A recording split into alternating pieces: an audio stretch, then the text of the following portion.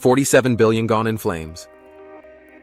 WeWork, once one of the most valuable startups in the world, collapsed in a firestorm of hype, hubris, tequila shots, and mass delusion. It was pitched as a revolution, but behind the scenes it was spiraling into something far closer to a cult.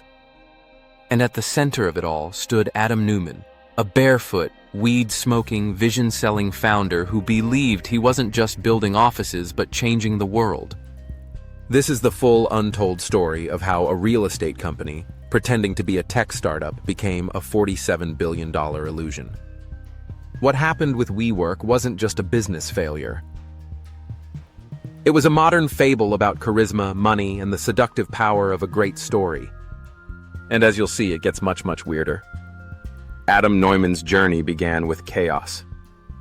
Born in Israel, his childhood was rootless 13 homes in just a few years. He lived on a kibbutz, a socialist commune, where everyone earned the same no matter their job. Adam hated that. He craved wealth, ambition, freedom. So at 22, he moved to New York with a clear goal: become a billionaire. He started with collapsible high heels.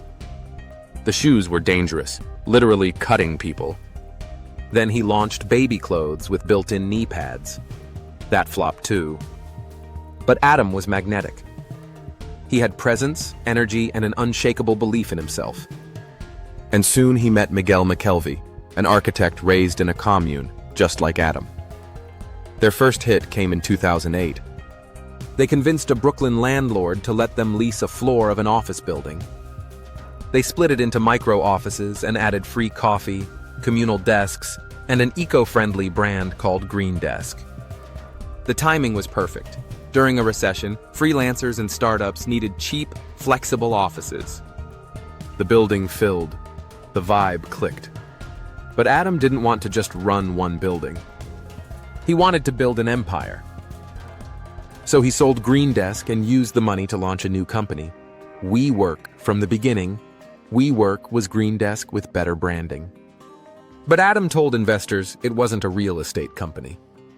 It was a tech company. A physical social network. A movement. The story worked. Investors bought in. And the money started flowing. If you're enjoying this wild ride so far, pause now and hit that like button, subscribe, and share, because the deeper we go, the crazier it gets. WeWork exploded. Every new office was filled with free beer, bright colors, glass walls, startup energy. Adam promised connection, community, and transformation. The company said it wasn't leasing buildings, it was selling a new way of life. Employees became members. Desks were products. The office was no longer where you worked, it was who you were. They called it elevating the world's consciousness, and people bought in, literally and emotionally. WeWork's parties became legendary.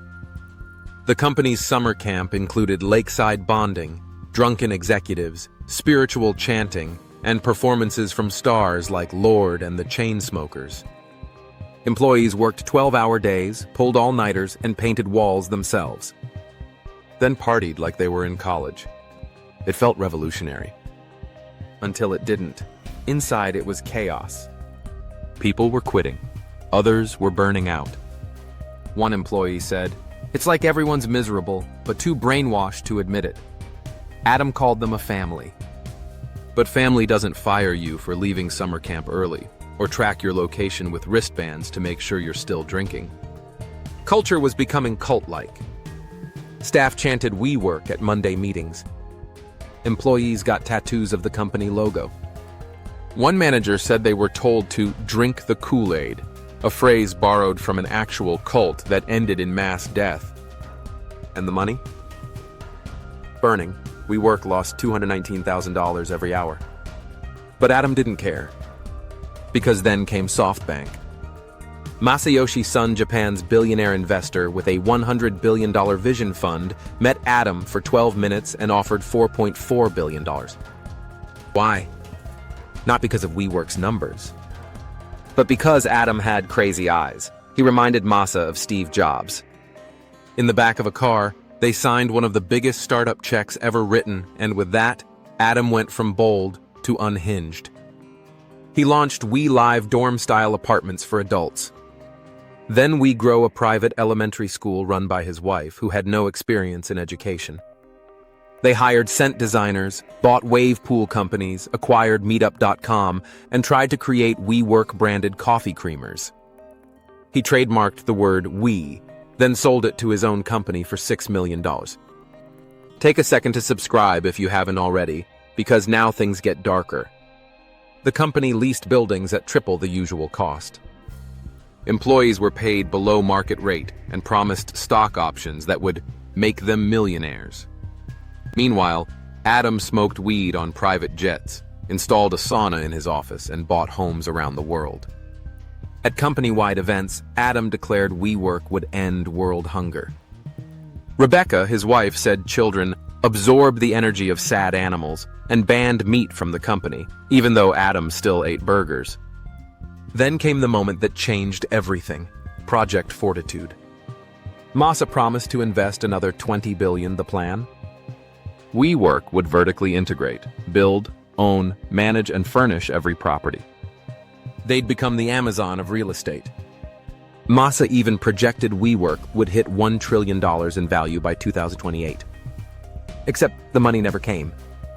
SoftBank's backers, Saudi Arabia and Abu Dhabi, pulled out. The stock market crashed, and SoftBank itself started losing billions. On Christmas Eve, Masa called Adam and said the $20 billion deal was dead. Adam was devastated. He flew to beg Masa to reconsider, but it was over. WeWork had grown too fast, and now it had no money to keep going. Still, Adam refused to give up. WeWork prepared to go public. The S-1 filing was a disaster. It revealed $1.9 billion in annual losses. Adam owned buildings and leased them back to WeWork. His wife would choose the next CEO if he died. And the company had invented a financial metric called community-adjusted EBITDA to make its numbers look better. Even the opening page of the filing was strange. A spiritual dedication to the energy of we, written by Rebecca. Investors recoiled. Media pounced. The IPO collapsed. And finally, Adam was forced out. Except he walked away with nearly $1 billion. Employees? Their stock was worthless. Thousands were laid off. The company was restructured. WeGrow closed. The private jet was sold. But Adam stayed rich. If you're still with us, drop a like and comment below. Was this a scam or just Silicon Valley optimism gone too far? Because somehow, it's not over. In 2022, Adam raised $350 million for a new company, Flow. It's WeWork, but for apartments. It hasn't launched yet. It doesn't have customers. But it's already valued at $1 billion. He even tried to buy WeWork back. What does this teach us? That in startup culture, story matters more than substance. That charisma can raise billions. That people, investors, employees, media want to believe. And that sometimes being a crazy guy is all it takes. Adam Neumann didn't build the future of work, but he built something else, the $47 billion cult. Thanks for watching. If you made it this far, you're the real MVP. Subscribe for more mind-blowing stories like this one, and let us know in the comments what you want us to cover next.